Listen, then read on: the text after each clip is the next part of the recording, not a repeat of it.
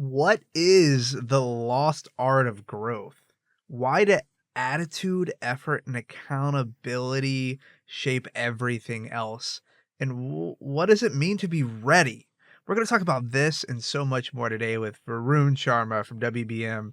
Varun, let's get into it. Hey Rocky, thank you so much for having me. And look at that. Heard so much about Bytes and Banter, and now I'm here. So looking forward to our Now you're conversation. here.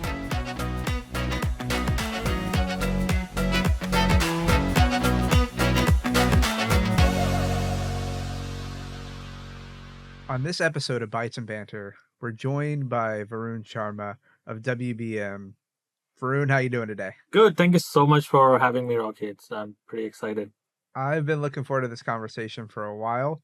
I've known you for when did we meet? What year was it? Do you remember? At That conference? was Was it 4 years ago, so I would say 2021. was that your first Yeah. conference? HDI That was my conference? very first conference, yes. It was my first conference too. So we share that that memory together. And I've gotten to know you a little bit and I've been really excited for you to be able to share a little bit about your story and about the cool things you guys are doing that you're doing with our audience. And for those who are listening who aren't familiar with Varun or WBM, they are multi-award winning HDI organization. So you guys are doing some great things. So Varun, let's start for our audience. What do you do? How did you get into the role you're in, into WBM? What's your background? Kind of introduce yourself to the audience just for a moment. Let us know a little bit about your background. For sure, sure. Thank you. And so my role, I'm Varun Sharma, and I'm currently serving as Delivery Operations Manager at WBM. And I took on this responsibility just over 5 years ago. Then before that, I was a team lead for and managed a couple of service desk teams. But I joined WBM over 8 years ago as an analyst. So majority of us starting our career in service desk as an analyst and just kind of worked my way through. More so because I had great teams around me that made me look good, and I was like, yeah, Bird did such a great job, and let's give him something more. But that was the team effort. How I came to WBM itself is a story. It's a fun one. It is a fun one. So my service desk career started with CGI back in 2013, and CGI moved their operations to Montreal. And when they gave us the option to either move to Montreal or, just not continue with them, and we built our family in Regina, Saskatchewan, so we kind of stayed. And then between leaving that job in at the end of June 2017, I started applying and looking for other opportunities, including WBM. And after a few weeks, I was like, nothing is working out. I'm just going to apply left, right, center to everything and anything that comes my way, including banking. I was open to everything. I applied for banks. I applied for warehouses. I applied for WBM warehouse as driver. All sort of jobs. Nothing came my way. Then probably about third week of June, I got a call from RBC Bank as customer service, kind of the front end associate there, and I gave that interview and everything went well. Come last week of last week of July. I'm talking about July. One of my colleague from CGI, he was supposed to interview at WBM for the service desk analyst position. He didn't show up for the interview. So my another colleague from CGI talked to the then director. Hey, I know someone who might still be looking, and he might be a good fit. Do you want to talk to him? So he's like, yeah, sure. And that's about like 1 p.m. that he talks to the director. He calls me, hey, Varun, are you free? I was like, yeah. I'm always free since 30th June. Can you come down for an interview? I was like, yeah, when? Like in an hour maybe? I'm like, sure. So I was free. I kind of showered, got ready, and went for an interview, and I got that job. And at the same time, I got an offer from RBC as well. But I think the luck had me that I was supposed to go in service desk, and that's how I ended up with WBM. But I've been in various industries before that, in sales, in marketing, in customer service, supply chain. So it just helped me become who I am today. I can go on and on, but yes. It's funny because you never know, what the circumstances you're in are going to bring. And I think about your story, and I think about just the fact that you got laid off. I mean, for lack of better terms, right? They were moving. You're like, I'm not moving. I have Yeah. a family here. And then someone made a choice to not show up, and a door opened for Varun with 2 hours notice, right? Like less than 2 hours notice to show up and interview. And it makes me wonder, like in that moment looking back, do you feel like that taught you anything? There's any lesson you've taken that from that experience, and really that you're still using today? If not, totally okay. I'm just curious. No, absolutely it is. And the more time I spend in my leadership role, the more I look for these learning opportunities. So if I reflect back on that time, I try to practice this, and I also try to preach my team is to be ready when the opportunity arrives. You cannot prepare yourself when the opportunity is in front of you. Mm, It's too late by then. And that's what I learned, that if I wasn't ready, if I didn't prepare myself using my previous experiences, I wouldn't have landed that job either. So that's mm, what I would say. And you always have to be ready for what you want next, not be satisfied with where you are now. That's the bare minimum. mm. That's good. That's good. I think even saying yes to a short notice interview, you know, even though you had nothing else to do, just kind of reflects a lot of that being prepared, right? Being willing Yeah.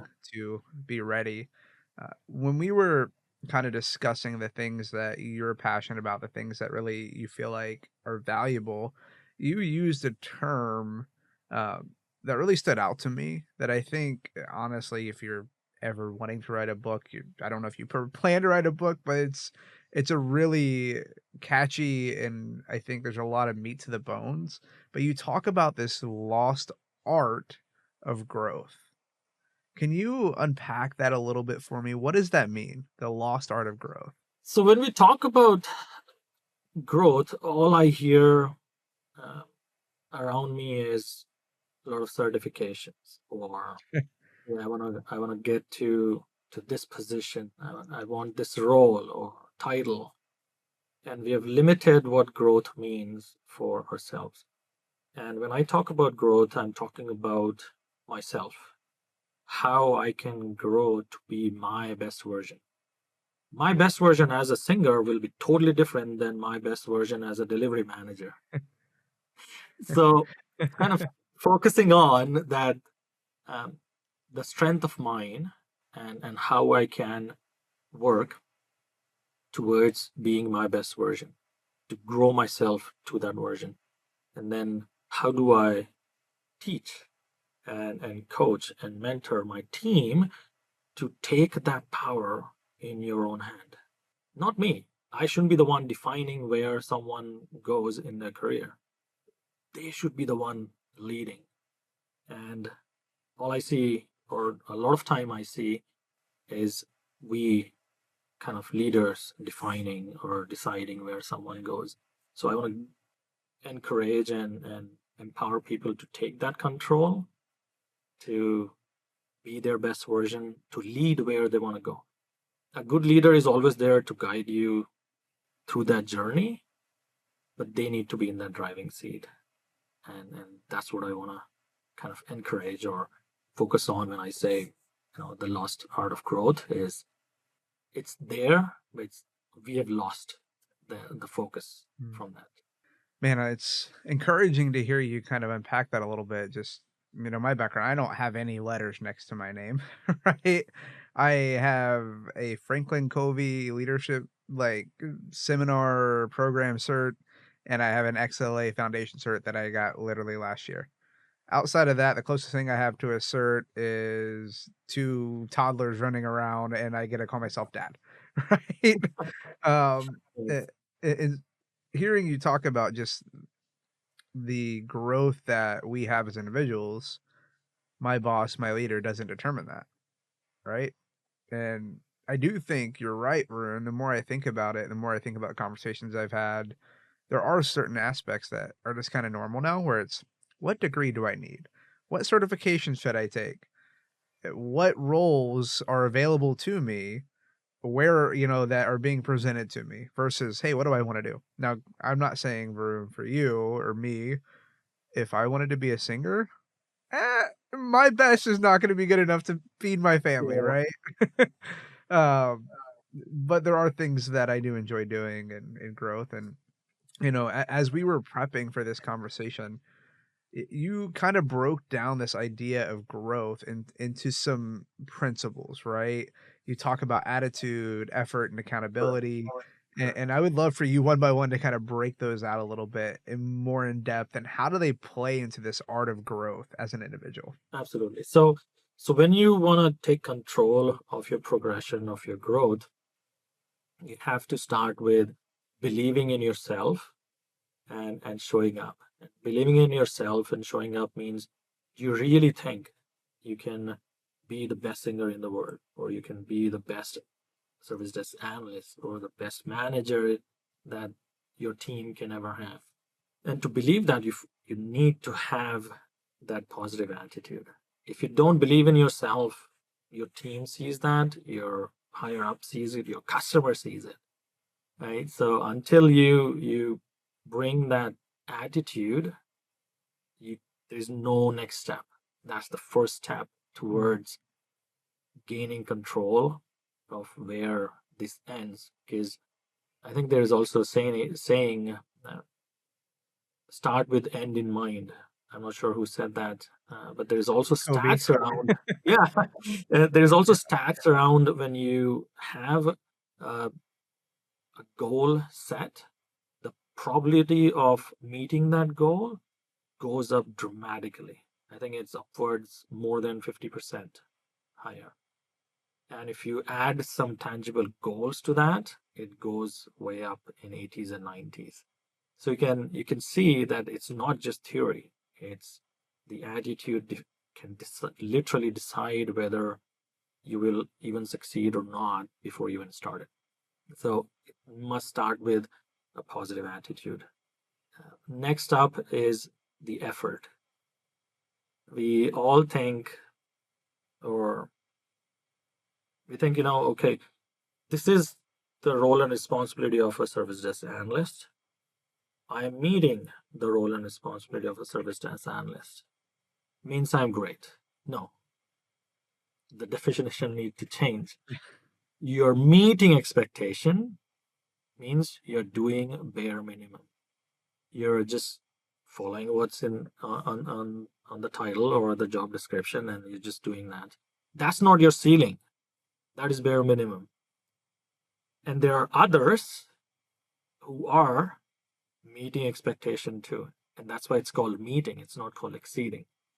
And that's not that, and that's why we don't have half of the team as high potentials, because they're doing bare minimum. They're bringing the effort, but what is just expected of them, which is bare minimum. People that stands out, that take control or continue to move forward, bring that extra oomph, bring that 110% consistently. I've seen team members who've done great work first year, but they didn't see immediate result, and they went back. They kind of took the foot off the pedal, dropped down from that high performer to mediocre. Guess what happened? Someone who just kept that for another month, opportunity showed up, and they moved on. Again, we gave that team member gave the control to the leadership team to decide what happens a month later. So effort needs to be brought above and beyond consistently over time. Motivation won't last long. We've you've heard a lot about that. It's the system, the dedication over time that will drive result. So that's the effort piece. And lastly is the accountability, which is the anchor that holds both the attitude and the effort. Because when something goes well, as a good leader, as a good agent, you might still, you know, give credit to your team, to, customer or someone else. But when things doesn't go that well, do we own it, learn from it? Honestly, I mean, you have to believe and own it in your heart to actually make a difference. Just saying, oh, yeah, yes, that was my fault, and then just move on, don't learn from it, come back and do the same thing. That's not accountability, right? Because, yeah, you're saying yes, but you haven't learned from it. And John says, uh, experience isn't your best teacher. Evaluated experience is. So unless you evaluate that after ownership and learn and change things, it's not going to change. So that's why I have those three things: Yeah. attitude, effort, and accountability. John Maxwell, for those who aren't maybe familiar with just John and one name basis. Yes, For the sorry. audience. Yeah, Yes, no, totally okay. I just wanted to make sure it was clear. Uh, yes. I don't are you, NBA or sports fan at all, Varun? Uh, I won't call myself fan, but I do follow NBA here and there. Okay. I do follow F1 There kind of the thing. there's a I love F1, but there's a link to a video I have to send you, but it's just this compilation of Kobe Bryant talking specifically about the work he put in, and these stories of people talking about the work and the effort Kobe put in. And I think the perfect example was the illustration was there was I think um it was like it was I can't remember who it was, but it was somebody who was a part of the Olympics when they were new to the Olympics, and they're like, "Man, I'm new here. I wanna prove myself. I wanna show people, that I have what it takes." And so they had this plan. I'm gonna get up before the sun rises. I'm gonna make sure at sunrise I I'm think in I the know gym, which video you're talking right? about.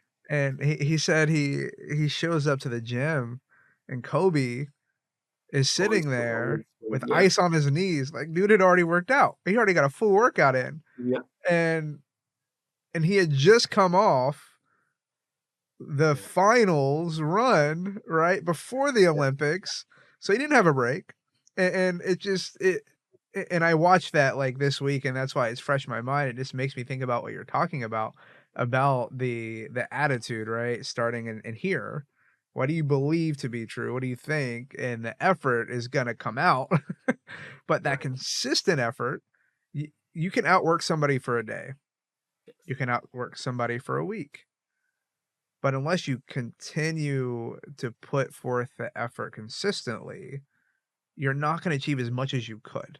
Now, no, don't wanna get in a comparison game, right? We don't wanna say, "Oh, I'm putting more effort, I'm better than that person." I hate that, that drives me yeah, crazy, and we have to battle I think absolutely. as humans, we have to battle that, right? We all do. Like, "Oh, they did this and they got that accolade." But for our organizations, and Varun, you talk so thoroughly and so efficiently and so clearly about attitude and effort and accountability and what they are.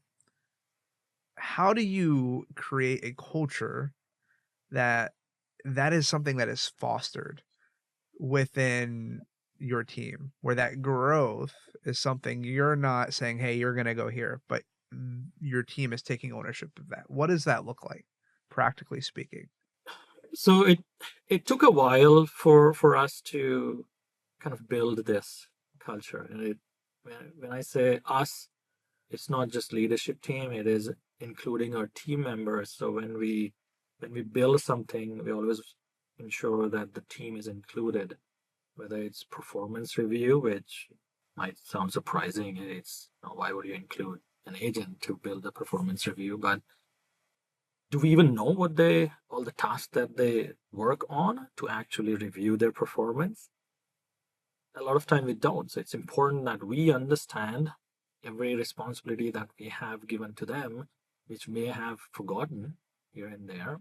But that sense of belongingness, inclusion, helps to bring them on board. So when we create something, whether it's a tool, whether it's process, whether it's policy, we include our team as well. We also then started looking at are we actually doing our one-on-one. So when I first started, my one-on-one would look like, hey, you need to increase your FCR, first call resolution. Hey, let's work on reducing your handle time. It's too high. And then after some time in leadership role, I kind of started asking, okay, why should I reduce my handle time? Just to take that next call? Why should I take that next call? What's in it for me? And so Every agent's asking the same question out loud or internally. I will say everything out loud. Uh, and these are very valid questions. The change that we need to bring, we as in leaders need to bring, is again giving that control back. That it's you're not reducing the handle time for me. You're reducing the handle time for yourself. So you're more efficient, you're more effective, your stats are better, your customers are happier, and you learn to be the best version of yourself at this level. And what's the next thing to do? Is to move up a level so you can learn something new. But if you're still struggling to maintain that effectiveness at the service desk at an analyst level, how do you take on next responsibility if it is so challenging here? So we change the narrative of how we approach our one-on-one. Instead of telling, we change it to a lot of asking, a lot of questions. Okay, what is happening here? Are you seeing any trend? How can we help? Have you talked to this person? Have you written down some of these best practices for yourself that works only for you, maybe not for others? So helping them find those answers for themselves really kind of helped us, helping the agent. We also did some non kind of work related projects like or initiatives like how can I? So when you say how can I, the narrative is the agent is asking that question to themselves. How can I become a desk side agent? Or how can I move to cybersecurity? How can I be a better leader? How can I get out of here? I mean, whatever their question was. And then we helped them, we mentored them answer those questions for themselves so they see a clear path how to get there. And we saw great success when they came with the question and were able to find the answer. So we were able, and that's why, I mean, we can proudly say within our department, we see over, 30% progression every year within WBM, within out of all the progression, I would say at least 30 to 40% comes from service desk. It's, that's a really good metric, and I think as you kind of lay out those things, that it's not like they were done accidentally, right? You don't accidentally start asking your agents, what do you think we should measure? Right? Yeah. You don't accidentally start showing up to one-on-ones as a leader and not having an agenda, only having curiosity, Yeah. right? help me understand what's going on here. No, I love that approach. Can you walk me through, like, what has been the outcome of that? You know, obviously you got the promotions internally, which is, I mean, 30% is a fantastic, fantastic number of positive attrition. But what other things have you guys seen from a business outcomes perspective or the way you work, where you operate? Obviously, this isn't something that happens overnight, but like what has been the result of just that intentionality? The biggest outcome for me, I would say, is the team's happiness. When we compare our internal satisfaction score between last 4 year to now, we are sitting in 90s compared to when we started was in, I would say, high 60s or 70s. So I think that's the most important matrix for me as their leaders to see that they are happy. Now, you can't make everyone happy in every single area. So I'll be clear. It this number, as good as it might sound, doesn't mean they're happy in every single area. But overall sentiment is on the positive side, where there's always work that you can do to make things better elsewhere. But even Right. in those cases, we include our team. Hey, okay, given this scenario, how can we be better? Let's work together to find a solution. And it's 68% engagement to 90s is a pretty significant jump. Like most organizations that I've experienced, like definitely individual like business units, I always hear like senior leaders happy with like a 75, right? Like that's a good number. So to go from like 60s to 70s to 90s, and and Varun, I think this just speaks volumes about you personally, where your highlight is your employees' happiness, and I'd imagine that's trickled down to your customers. Like, have you seen that correlation in any way? Anything stand out from a customer satisfaction perspective? If you're into that kind of thing, you know, CSAT, NPS, sentiment, if you can find it. Yeah, those traditional matrix that we call. Uh-huh. Absolutely. There's always your team's happiness always reflect in other areas. So your CSAT, we have seen consistently much higher CSAT. I mean, we can count our detractors on one finger in any client for that matter.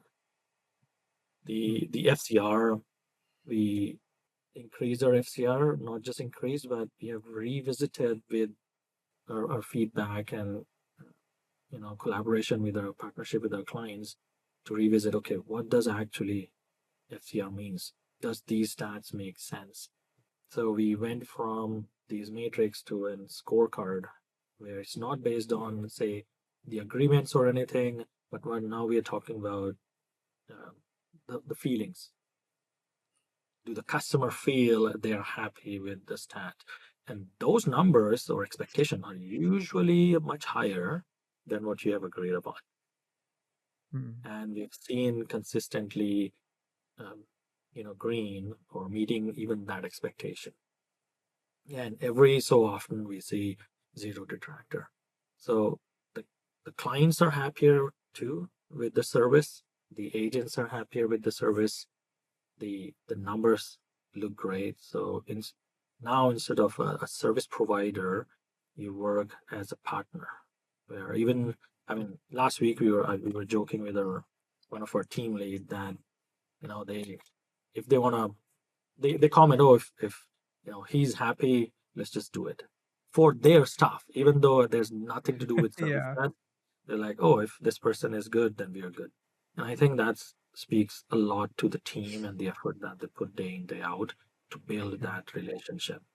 So short answer, I yes, I kind of. Yeah, no, I love it. I think so you gave a presentation, right? I think that HDI, I don't know if it was this past year or the year before, it was, something, maybe you remember the name, by something by 1,000 cuts. Yes, it Is was it win by 1,000 cuts. Win by 1,000 cuts, and it was all about voice of employee, voice of customer, right? And how you're using that to Correct. make decisions and to drive things, and so I hear you, like, talking about these things, and it's really cool to kinda put those pieces together, You know, out of curiosity, did you have to go upwards and get buy-in from your senior leadership to kinda do some of the things you wanted to do? Did you kind of was it like a grassroots effort like you and Esther were like, "Hey, we wanna do this, and we're gonna do it." Was the team small enough that you didn't need that senior leadership buy-in? Like, walk me through how this shift in culture even started. Like, how did you go about making sure it wasn't just a moment in time, but it was sticky? It was more at the team level. I think one thing I'll say about my journey with WBM is the freedom of taking these initiatives Mm. and making mistakes. Where I personally hardly ever heard no or that I can remember of for initiatives that would make a difference. I think that speaks to not just the company, but the leadership team as well, where they believe in you. They trust what you're doing. And even if you make mistake, it is okay. At least we know this will not work, and then we'll look at something else that might. So it was kind of the team effort, um, to just take these initiatives, run these things at the team lead level. We even have some, the senior analysts, or we call, their role is incident coordinators, take on a lot of these initiatives or leading these initiatives as well, with a lot of feedback, so we can kind of continue to improve. So it was an overall effort, I would say. And um, so we didn't have to kind of convince anyone. We just did it because it didn't require resources from the company side. What it required was effort and the attitude from the team that we can do it and we can deliver it. I love that. I love that, and I think it speaks to the reason you guys have won multiple awards, right, at HDI because your story is one of, not just winning customers, not just, promotions, but it's one of enabling leaders and enabling people to own their work and to grow, to own their growth, and you don't see that everywhere. You really don't, and it's such a unique way of approaching things that I think so many of our audience can learn from, Varun, is how you guys show up and how you guys are intentional in the things that you're doing to drive engagement for your employees, your agents, which ultimately lead to better, customer engagement. Um, so yeah, no, kudos to you and the things you guys are doing. The other thing I would say is, if we can't control few things, then there's no point in wasting resources.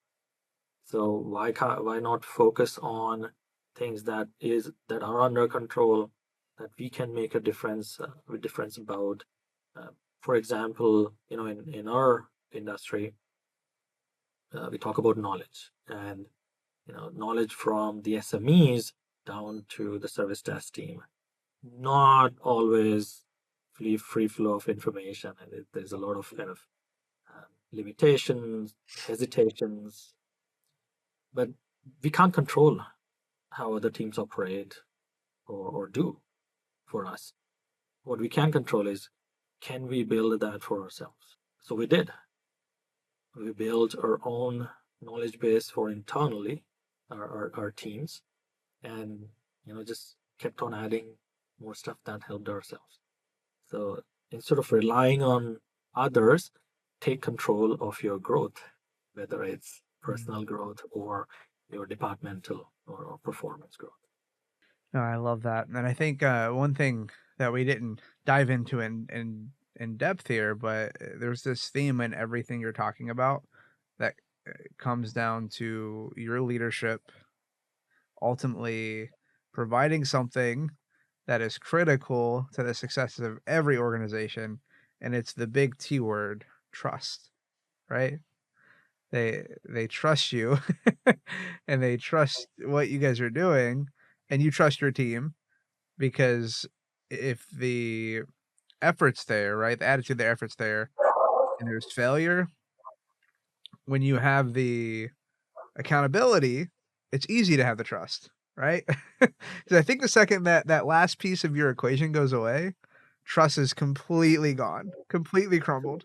Absolutely. Ver But y go what I would say about trust, Rocky, is we a lot of time we want trust first before we give, or we trust in our team. Instead, again, John says you can't give what you don't have. So you can't give trust if you don't trust your own team. So you have to trust your own team first, give that trust, and then you will return, in turn, get the trust from them. And as leaders, we should never do something expecting something in return. Your job is just to give, and Yeah, that's it. yeah. That is the one-liner from this conversation that everybody needs to take and run with. If you're leading people, your job is to give. Your job is Yes. to show up and give. And usually the results are better when you do that for your Yeah. people, for your customers, for yourself. It's hard to have a bad attitude when you're focused on other people. It's hard not to put forth effort when you aren't truly there, when you're truly there to show up and give and serve other people. Like those things, I feel like naturally are an overflow of that mindset that you're talking about. Showing up to give. I love that. Sure. Varun, Absolutely.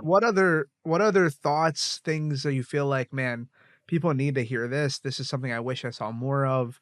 This is something that gets me excited about our industry, about leading people, about service desk. What other nuggets of wisdom do you have before we wrap up the call today? I don't know about nuggets of wisdom, but there's a lot of dependency, there's a lot of uncertainty with technology, uh, uh, and all of that. But one thing else, before I jump there, I will say is everything that you heard about, me doing this or Varun this, I'm not perfect. I have my good eagle days, and then I have my hippo days as well, where I just sit in the mud and do nothing. But it's a it's a balance. I'm quoting what John says. You'll hear a lot of John from me when I talk. Uh, but I think we need to redefine and relook at what service desk actually stands for and means for an organization. It's not just the first point of contact. It's not just incident resolution, or it's not just fulfilling a request. It is the door to what is happening in your company, in the industry, in the technology world, and how we use that information will define or decide what happens to service desk. So I think there is so much more that this industry has to offer. It all comes down to the leaders, whether they actually believe in it or not. And if we don't, then we've already failed by more than 50%, which means we are likely to not achieve those goals as service desk. I think there's a lot that is riding on the leaders to define where we go. That's good, Varun. You are a ball of wisdom. You are a ball of just really usable, practical uh, thoughts from somebody who's doing it. We have a lot of people who are in various roles on this podcast, and you're like one of the guys that we've had more that in recent memory who's on the ground, right, leading a team, who's serving the service desk. And so hopefully our audience hears the things you're saying and realizes that you can do it too. Right? You can make these changes. You can Not do from an IT the things. background, yes, And I will just mention you're doing it not in the easiest of environments in the sense that you're an MSP, right? Which yes, often is even harder. But I think there is proof in the pudding, and I love just to hear you talk about the things you guys are doing, your passion, and it's meaningful, but it's also practical for our audience.